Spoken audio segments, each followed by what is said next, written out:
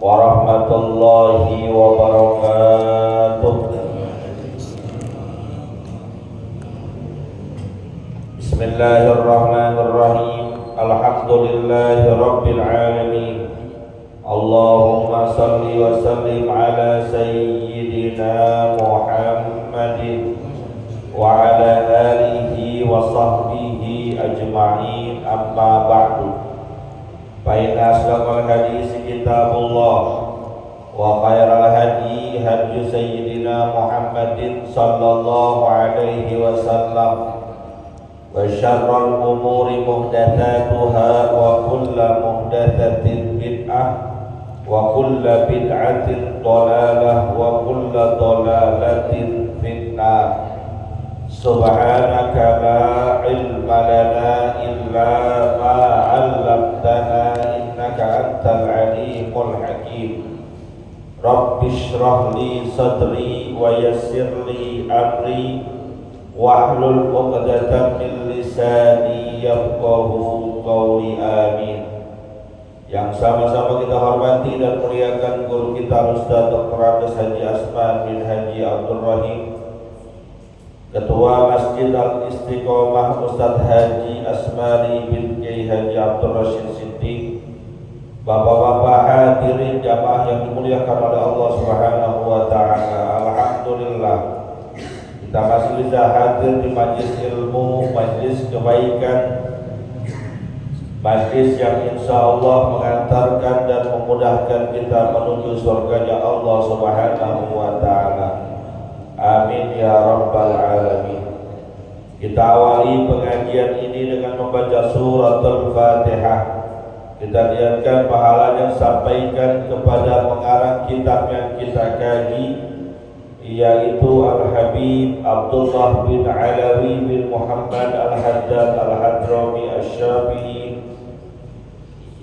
Juga kepada orang-orang yang telah berjasa mewakafkan harta dan tanahnya untuk kepentingan masjid kita ini, pada orang-orang tua kita, kakek nenek kita, sanak famili, saudara, serta guru-guru kita yang telah meninggal dunia, wabil khusus mereka yang pernah menyebarkan ilmunya di tempat kita, di antaranya almarhum al-Maghfurlah Kiai Haji Ahmad Ridwan Hidayat LC, almarhum al-Maghfurlah Kiai Haji Abdul Rashid bin Haji Muhammad Siddiq, almarhum al-Maghfurlah Kiai Haji Abdul Rahim bin Haji Muhammad Siddiq, almarhum al-Maghfurlah Kiai Haji Anwar bin Haji Muhammad, almarhum al-Maghfurlah Kiai Haji Abdul Rahman bin Haji Salihun.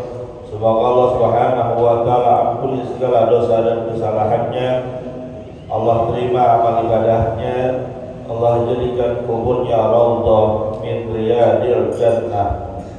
Biniyatil qabul wa bijahir rasul. Al-Fatihah.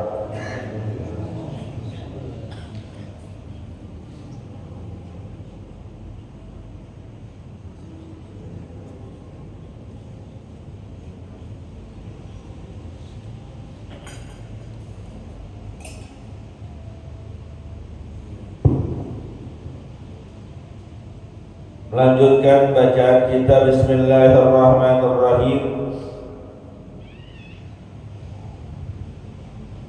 Qala al-mu'allif rahimahullahu ta'ala anhu wa qad qala ta'ala wa aqimis salata innas salata tanha 'anil fahsya'i wal munkar wa la dzikrullahi akbar. Fal musalliyul muqimu lis-salati kama amarallahu wa rasuluhu tanhahu salatuhu an fi'li ma yakrahuhu Allahu minhu mithla hadhihi sifatil madhkurati wa ghairaha minal makarih. Wa qala alaihi salatu wassalam sallu kama ra'aitumuni usalli. Fal musalliyu alal intiba'i wal iqtidai bi Rasulillahi sallallahu alaihi wasallam fi salatihi alal wajhi alladhi naqalathu ulama'ul ummati minas salafi wal khalafi radhiyallahu ta'ala anhum wa huwal musalliyul ma'dulu indallahi minal muqimina lis-salati wal muhafizina 'alaiha wallahu a'lam bis-shawab. Hadirin yang dimuliakan oleh Allah Subhanahu wa taala, kita lanjutkan pembahasan kitab An-Nasaihud Diniyah wal Wasaya Al-Imaniyah pada pembahasan tentang salat yang 5 waktu. Pengarang kitab ini menjelaskan wa qala ta'ala, sungguh telah berfirman Allah Subhanahu wa taala dalam surat Al-Ankabut ayat ke-45, wa aqimis sholata innas sholata tanha 'anil fahsya'i wal munkar, dan dirikanlah oleh kalian salat, karena sesungguhnya salat itu dapat mencegah dari perbuatan keji dan kemunkaran. Secara tidak langsung Allah Subhanahu wa taala ingin menjelaskan kepada kita, menerangkan kepada kita, salat biar pada benar. Karena kalau kalian salatnya benar, insya Allah hidup pasti akan benar. Karena orang yang salatnya benar, orang yang salatnya cakep dan bagus, itu akan terpelihara dari perbuatan keji, perbuatan munkar, perbuatan kemaksiatan. Permasalahannya sekarang, kenapa banyak orang sholat tapi juga tetap berbuat maksiat? Sholatnya rajin, korupsinya juga gede. Sholatnya rajin, kemaksiatan yang lain juga rajin. Sholatnya rajin, pulang sholat ngambil sendal orang. Kenapa bisa begitu? Karena bisa boleh jadi sholatnya tidak sesuai dengan apa yang diajarkan oleh baginda Nabi kita Muhammad sallallahu alaihi wasallam. Sholat hanya sekedar mengerjakannya doang, belum mendirikannya. Apa bedanya?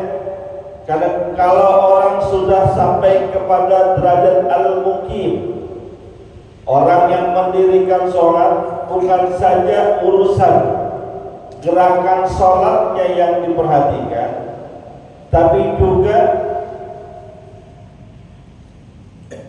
niatnya, hatinya, pikirannya. Lalu meresapi bacaan-bacaan sholatnya, meresapi makna pergerakan dari rukun-rukun sholatnya. Ketika dia sudah mencapai derajat orang yang mendirikan sholat, sholatnya gak diburu-buru, sholatnya gak terasa rusuh, karena paham dan yakin betul saat itu dia sedang berdiri di hadapan Tuhannya. Nggak mungkin seseorang yang bekerja misalnya berdiri di hadapan bosnya, berdiri di hadapan pimpinannya, tapi dirinya main-main. Diajak ngobrol sama pimpinan dan bosnya, tapi pikirannya kemana-mana, gak mungkin. Maka begitulah orang yang sholat ketika berdiri di hadapan Tuhannya. Saat lapasnya mengatakan usolli fardal maghribi 3 raka'atin mustaqbilal kiblati ada'an lillahi ta'ala, di saat yang bersamaan hati dan pikirannya fokus, konsentrasi bahwa dirinya sedang berhadapan dengan Allah, ingin menunaikan sholat maghrib semata-mata apa yang dia kerjakan karena Allah.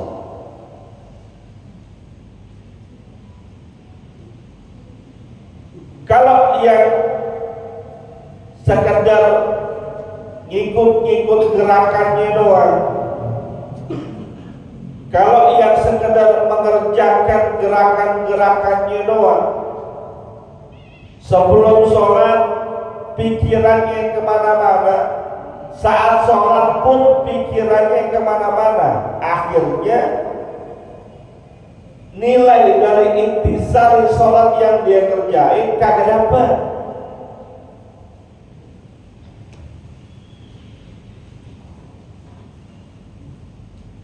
Belum lama saya di yayasan tempat saya mengabdi itu mengadakan training tentang sholat khusyuk. Benar bikin apa dia? Ternyata kenapa sholat kita masih berantakan?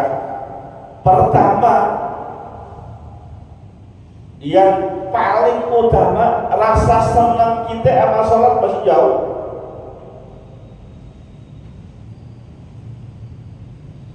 Orang kalau kerjain sesuatu dia hobi, dia senang, seandainya pun yang dia kerjain nggak dikuasai dengan baik dan benar, akan mendapatkan kenyamanan, ketekunan.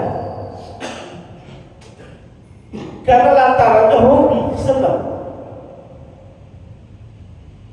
Tapi kalau kerjainnya nggak hobi, nggak senang, nggak nyaman, walaupun yang dikerjainnya gampang, dia nggak berbuat sesuatu dengannya.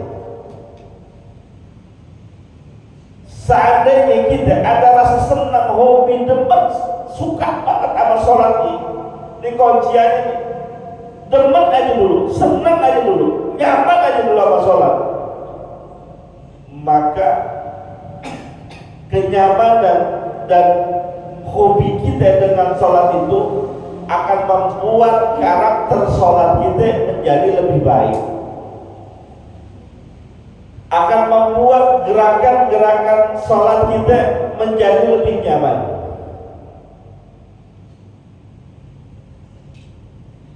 akan membuat pergerakan rukun-rukun kita enggak buru-buru, karena kita ada senang, ada nyaman di situ. Ini belum masuk sholatnya, kita masih main di luarnya. Pastikan kita orang beriman, orang yang ngaku Islam, amat syariat kita secara keseluruhan demen, senang dulu. Ama sholat demen, senang. Ama puasa demen, senang. Ama zakat demen, senang. Haji ataupun umroh demen, senang. Sekalinya pun kelihatan berat, kalau demen enteng. Puasa nih, insya Allah mudah-mudahan kan nyampe 2 bulan kita akan masuk bulan Ramadan. Kalau bicara berat banget. Bayangin dari selepas subuh sampai maghrib kurang lebih 12 jam mulut kita nggak masuk apa-apa, nggak ngunyah apa-apa. Bicara beratnya luar biasa. Kenapa? Karena biasa pagi-pagi jam 7 kita udah nyahi, yang ngopi dia udah ngopi, udah isep rokok sebatang, udah sarapan. Biasanya jam 10, jam 11 mulai makan, belum ngemilnya, kebiasaan kita. Tapi ketika masuk puasa, ditahan itu semua, berat luar biasa. Maka kalau ada orang ngomong begini, kok kalau sehari kagak kopi 2 jam, 3 jam gak kopi, puyeng kepala gua. Bener? Yang biasa kopi ngomongnya begitu tuh, 3 jam, 4 jam gak kopi, puyeng kepala gua. Yang biasa merokok, itu bukan bulan puasa tuh. 2 jam, 3 jam gak merokok, asam mulut gua. Ini udah kebiasaan kita. Tapi ketika masuk Ramadan, masuk bulan puasa, senang kita dengan ibadah puasa, senang kita dengan Ramadan, yang puyeng kagak ngopi itu hilang tuh. Gak ngomong, gak ribut tuh, puyeng banget gue belum ngopi, ya lagi puasa. Yang mulutnya asam gara-gara gak ngerokok, gak ngomong, asam banget mulut gue nih, enggak. Walaupun pas belum maghrib dia gak makan korma, cuma rokok doang, mulut kopi yang dimakan. Tapi saat puasa nggak ada rasa puyengnya, nggak ada rasa asamnya. Bahkan bagi orang-orang yang sudah benar-benar merasakan nikmatnya puasa, jangankan puyeng sampai asam, lapar apa haus saja dia nggak begitu berasa. Kenapa? Senang. Kita kalau udah senang enak. Di majlis ilmu. Kalau kita udah senang, udah hobi, udah nikmat, udah nyaman, jangan kata ngaji 40 menit, 2 jam enak, nikmat. Kenapa? Udah nikmat, udah senang, udah nyaman. Ini kan yang bikin kita nggak nyaman di tempat-tempat kebaikan karena hati kita belum nyaman. Pikiran kita masih belum tenang, masih kemana-mana. Sehingga ketika bunyi tanda azan, gurunya masih ngajar, udah ngedumel tuh. Tuh guru ya. Udah bunyi, masjid musola lain udah azan, masih aja baca hadis. Belum nyaman.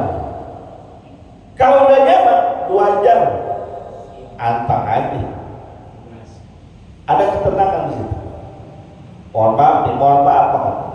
Oh ya, orang yang hobi mancing, yang doyan mancing, biar kata hujan, biar kata gak gentak-gentak, biar kata bayar, biar kata panas, biar kata lama. Orang mancing berapa jam biasanya? 3-4 jam, apa seharian? Oh gila, sambil mancing. Taruh 4 jam dia mancing, anteng tuh. Walaupun banyak nyamuk, walaupun banyak semut, walaupun gak gentak-gentak, walaupun amis tempatnya, kenapa nyaman? Dia demen, dia tenang di situ.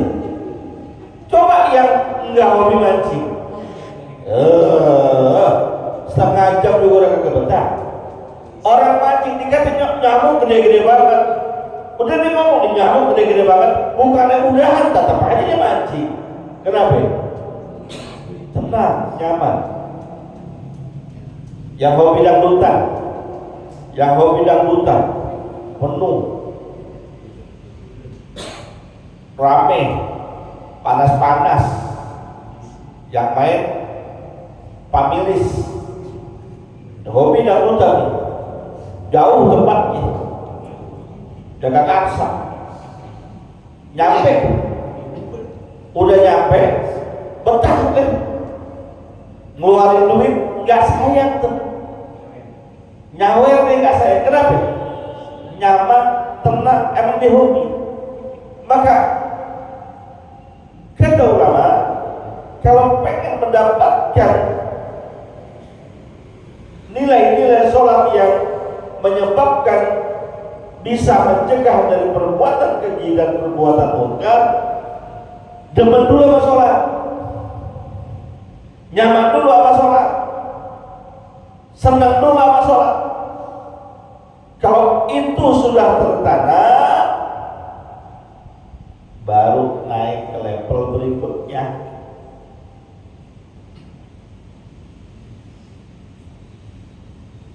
Resapi setiap pergerakan sholat kita. Maka orang kalau udah sholat, yang al-muqimin itu hidupnya gak bakalan sombong, gak bakal belagu-lagu, gak bakal rakus sama harta. Kenapa? Karena nilai-nilai sholat benar-benar meresap. Itu ketika kita takbir Allahu Akbar, mulut kita yang mengucap takbir Allah Maha Besar, tangan kita ke belakang semuanya. Apa maksudnya? Banyak maknanya, di antaranya kalau udah urusan sama Allah, yang lain ke belakangnya. Dunia belakang itu udah. Kalau udah urusan sama Allah, jangan pikirin kerjaan, jangan pikirin tarikan, jangan pikirin perdagangan. Lepas. Makanya lihat konsep ketika Allah mengingatkan tentang sholat Jumat. Dalam surat Al-Jumu'ah Allah mengatakan, ya ayyuhalladzina amanu idza nudiya lis-salati min yaumil jumu'ati fas'au ila dzikrillah wa dzarul bait. Apabila sudah dipanggil untuk melaksanakan sholat Jumat, segera memenuhi panggilan Allah, ingat Allah, tinggalkan jual beli, jangan dipikirin lagi urusan perdagangan, tinggalin urusan kerjaan. Termasuk, mohon maaf teman-teman saya yang tukang gojek, tinggalin urusan tarikan, matiin aplikasi.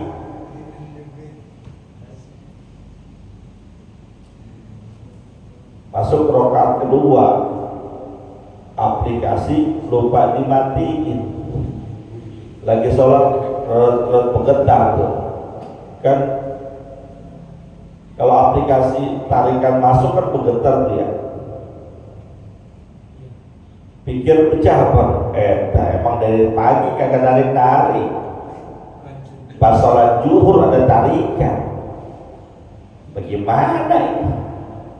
Gua terusin apa batalin? Terusin apa batalin? Kalau udah begitu ya batalin. Nah, udah batal.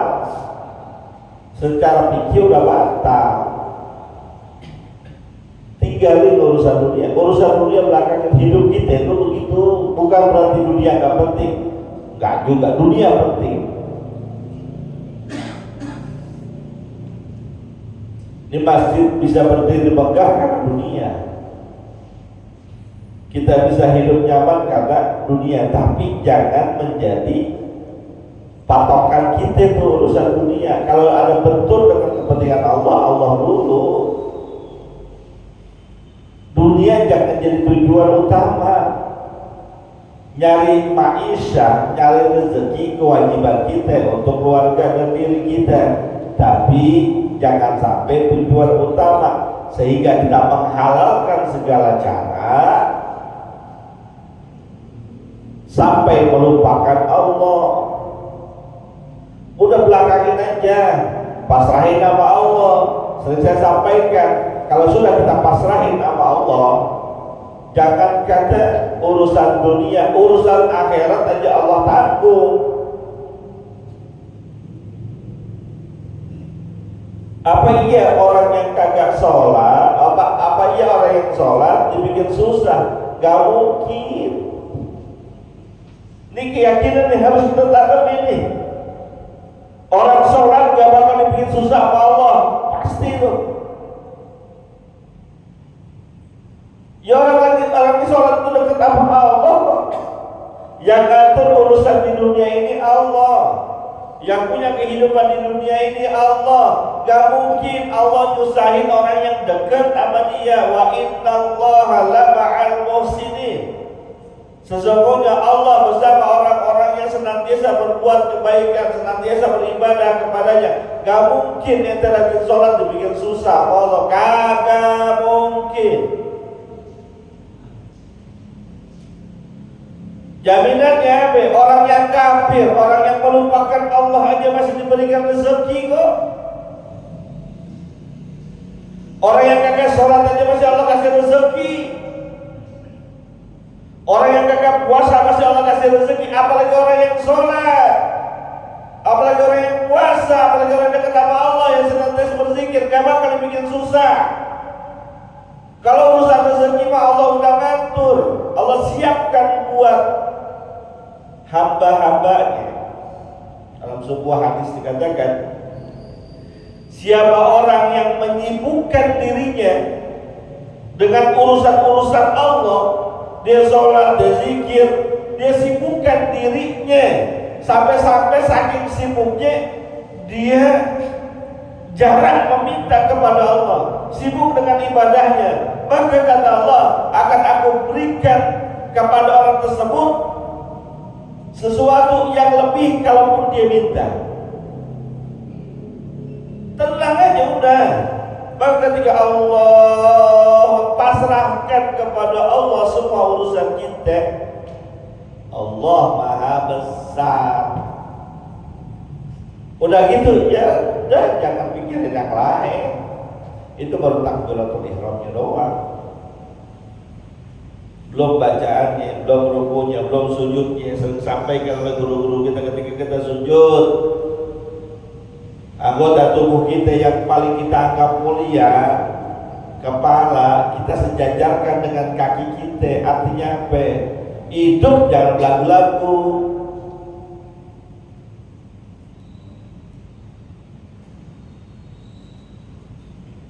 Badan kita, kepala kita,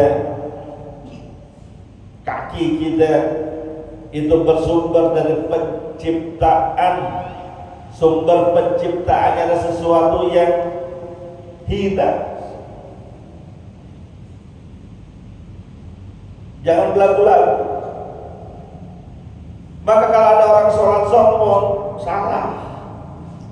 Orang sholat nggak mungkin sombong. Bagaimana mau sombong? Palanya aja dimuliakan, ditaruh di bawah. Pala kita nggak ubah sama dengan kaki kita. Kalau itu konsep ibadahnya, maka pantas inna sholata tanha anil fahsya'i wal munkar. Wa qala alaihi salatu wassalam, bersabda Nabi kita Muhammad sallallahu alaihi wasallam, sallu kama ra'aitumuni usalli. Untuk mencapai derajat sholat yang bisa mencegah kita dari perbuatan keji dan munkar adalah, kata Nabi, sholatlah kalian sebagaimana aku sholat. Lihat Rasulullah sholatnya bagaimana. Bagaimana mau lihat Rasulullah? Kita hidup gak sezaman. Maka dijelaskan di sini, fal musalliyu alal ittiba'i wal iktidai bi Rasulillah sallallahu alaihi wasallam fi salatihi alal wajhi alladhi naqalathu ulama'ul ummati minas salafi wal khalafi radhiyallahu ta'ala anhu. Salat kita, ibadah kita kudu mesti harus mengikuti caranya Rasulullah. Ikutannya adalah Rasulullah melalui jalur yang telah dinukil, yang telah dideskripsikan oleh para ulama kita, baik ulama terdahulu maupun ulama yang belakangan. As-salaf, salatu ulama-ulama terdahulu, wal khalaf ulama-ulama belakangan.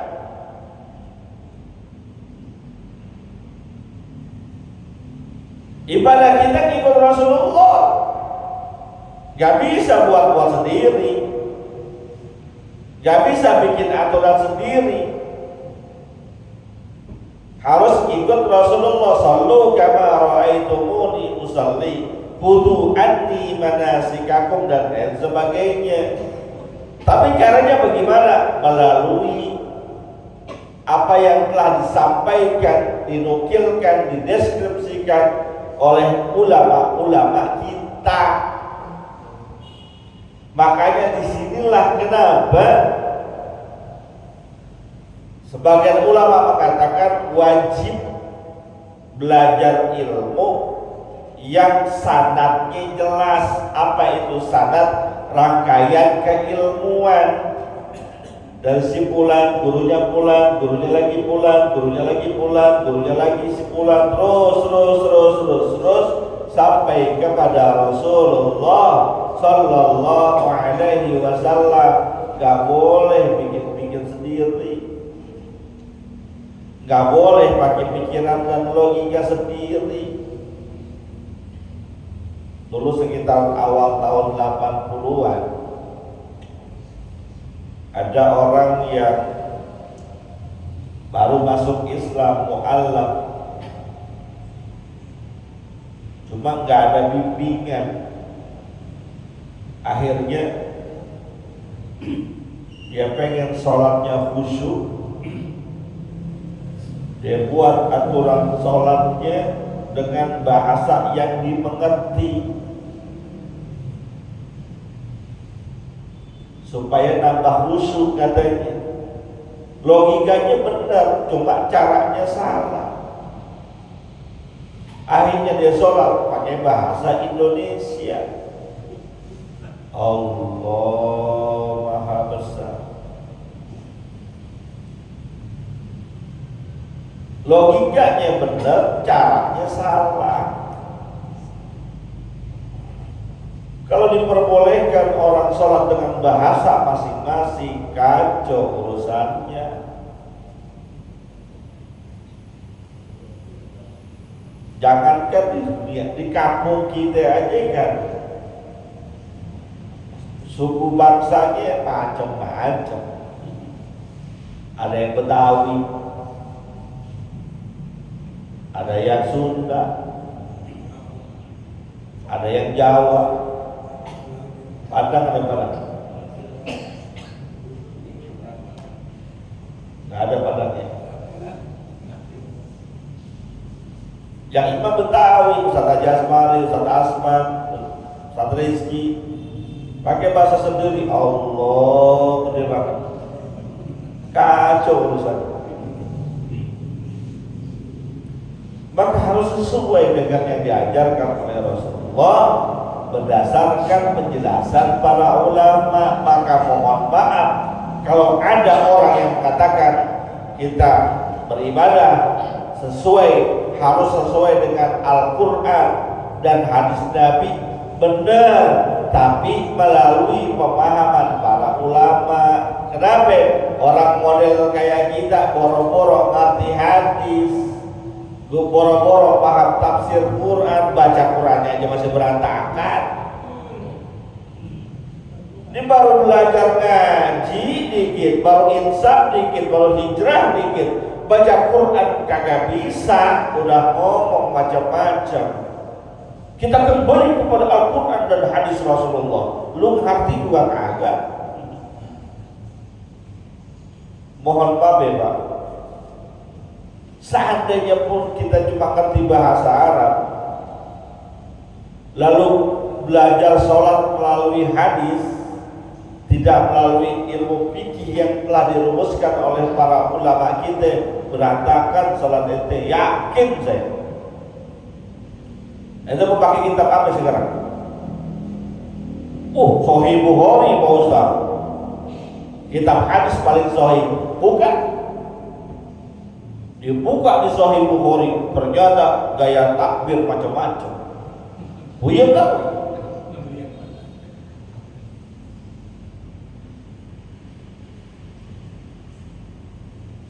Ya sholat, mohon maaf, maka saya sampaikan harus melalui pemahaman ulama. Kalau berdasarkan hadis itu banyak dan ribuan. Ada yang takbirnya sampai telinga, ada yang takbirnya cuma sampai pundak, ada yang cuma sampai dada. Jadi kalau ada yang teman-teman kita sholat begini nggak apa-apa. Memang ada yang nggak boleh yang pakai digayain. Ya, kalau yang begini aja nggak apa-apa. Atau cuma sampai sini, ada yang sampai sini. Nggak apa, itu baru situ aja udah berbeda. Selepas takbiratul ihram, ada yang sedekap, ada yang kagak. Allahu Akbar, ada dijulurkan begitu. Ada nggak? Ada, Pak. Kalau ada orang yang sholat dijulurkan, jangan disalahi. Mungkin mazhabnya beda sama kita. Imam Malik itu dijulurkan, nggak sedekap kayak gitu. Yang sedekap aja beda-beda sedekapnya. Ada yang di atas pusat, ada yang naiknya dikit, dekat ulu hati, ada yang sampai dada. Bahkan di Sunan Abu Dawud kita temukan ada yang seperti itu. Yang kagak ada tuh begitu.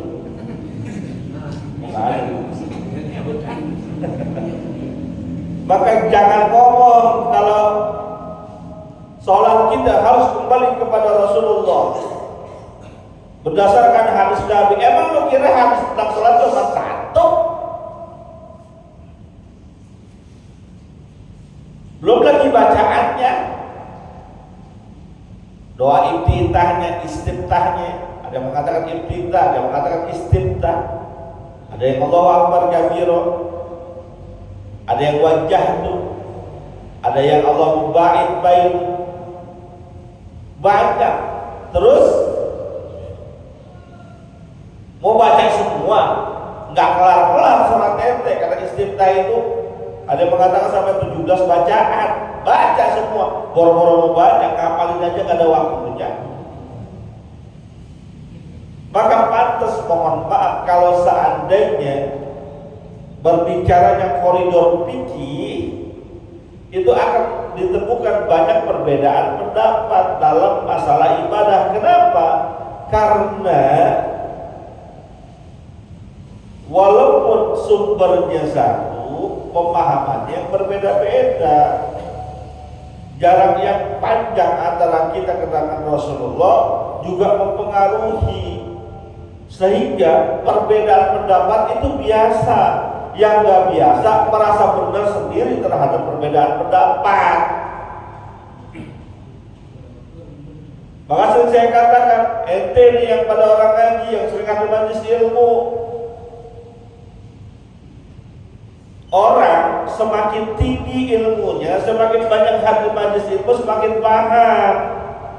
Pemikirannya harus lebih cerdas dan dewasa. Jangan gampang nyalahin orang. Jangan juga gampang mengatakan orang yang berbeda dengan kita itu salah. Bisa boleh jadi kita yang kurang bacaan, bisa boleh jadi kita yang kurang literatur. Apaan sholat begitu? Nggak benar sholat begitu. Kalau masih ada dasarnya ya silakan. Makanya kalau nggak paham nanya, Ustaz, saya pernah lihat orang sholatnya begini, Allahu Akbar. Ada nggak yang sholat begini? Allahu Akbar. Ada nggak? Nggak ada, Pak. Mana ada orang gulung-gulung begini. Yang ada Allahu Akbar sekali. Kalau yang digulung-gulung ini, dia lagi gulung layangan. Ada nggak yang Allah? Ada. Tuh bagaimana Pak Ustaz? Kok sampai diputar? Karena dia mengamalkan, walaupun ini tidak sependapati oleh ulama, mengandalkan hadis umum dari Rasulullah bahwa beliau baginda Rasul suka mendahulukan yang kanan. Maka saat sedekap didahulukan yang kanan, karena yang dianjurkan adalah tangan kanan di atas diputar begitu. Walaupun gak semua ulama sepakat tentang ini, tapi jangan dikatain. Lu gak paham, ngatain lagi. Pak Ustaz itu soal begini. Ada muter, ada yang usah gitu. Jangan. Memang ada penjelasannya. Ada ulama yang memang saat menggerakkan dia muter. Ada yang naik turun, ada yang muter, ada yang naik turun dikit. Ada yang tegang terus begitu. Ada di awal udah begini aja sudah. Di awal udah begini aja. Kalau kita awalnya biasa dulu, saat zul jalalah baru jangan naik Allahu Akbar langsung ngacak aja tegang. Jangan. Ada yang begitu. Itu ada penjelasannya. Jangan ribut. Di umat Islam begitu sih, gampang banget ribut, gampang banget nyalahin. Jadi kesannya kagak kompak. Mohon maaf ya Pak, dalam urusan fikih ibadah yang mahdoh saja banyak perbedaan. Apalagi urusan-urusan muamalah, urusan-urusan budaya, urusan-urusan ibadah kue Ramadan pasti lebih banyak perbedaannya. Yang mahdoh aja kayak sholat, perbedaannya panjang, banyak. Tuh sholat, belum lagi puasa.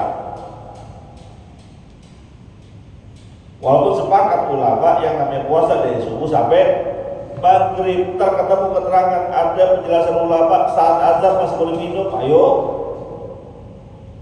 Ada Pak. Biarin aja kalau dia mau begitu, yang penting kita paham, oh dasarnya ini. Kalau yang urusan ibadah mahdoh saja masih banyak perbedaan pendapat dan kita bertoleransi, jangan saling merasa benar sendiri dan nyalah-nyalahin. Apalagi urusan ibadah ghairu mahdoh, sifatnya muamalah, sifatnya tradisi, jangan pada ribut.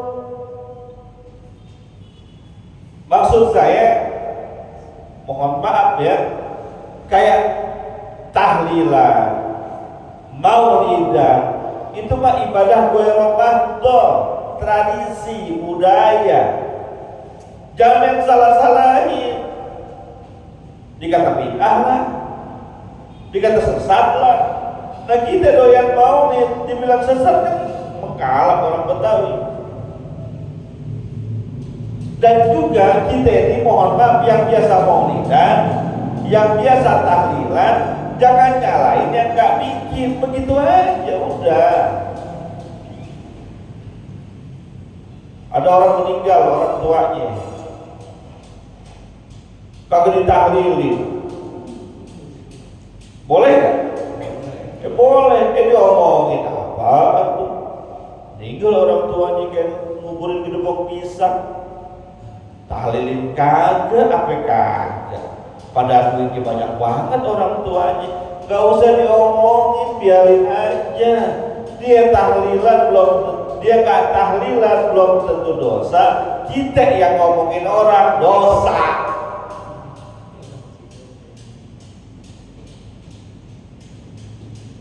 Biarin aja.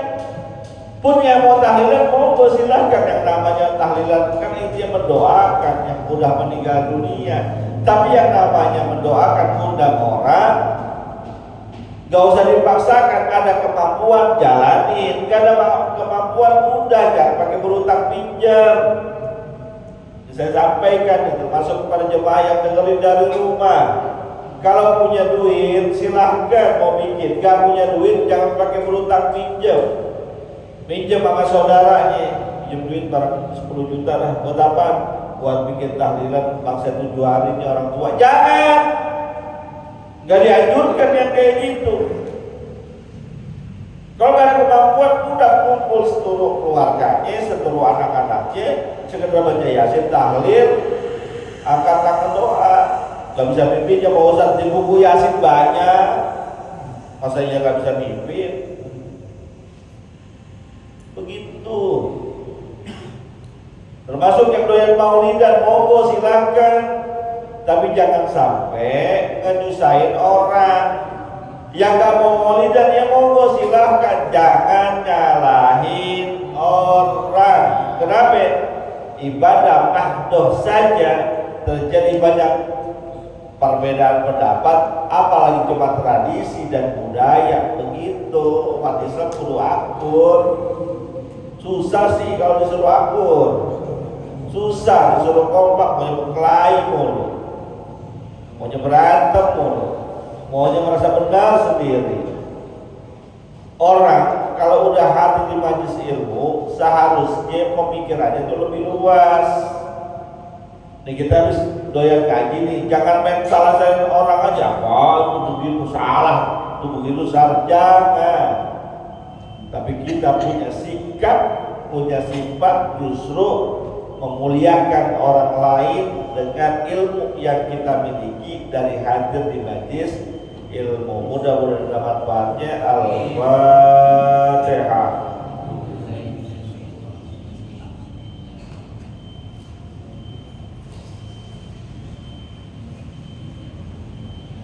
Qala Rasulullah sallallahu alaihi wasallam afdalu ma qultuhu ana wan nabiyyuna min qabli la ilaha illallah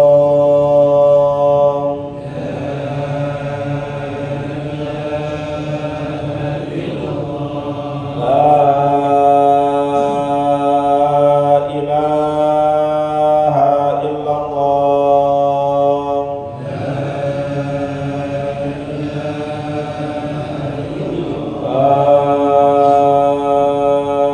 ilaha illallah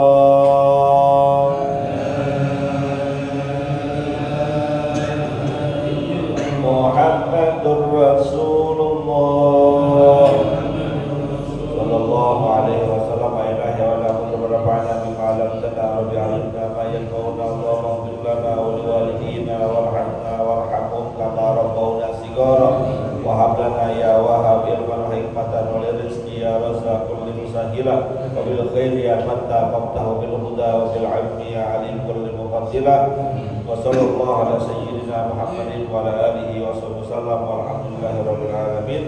Terima kasih. Assalamualaikum warahmatullahi wabarakatuh.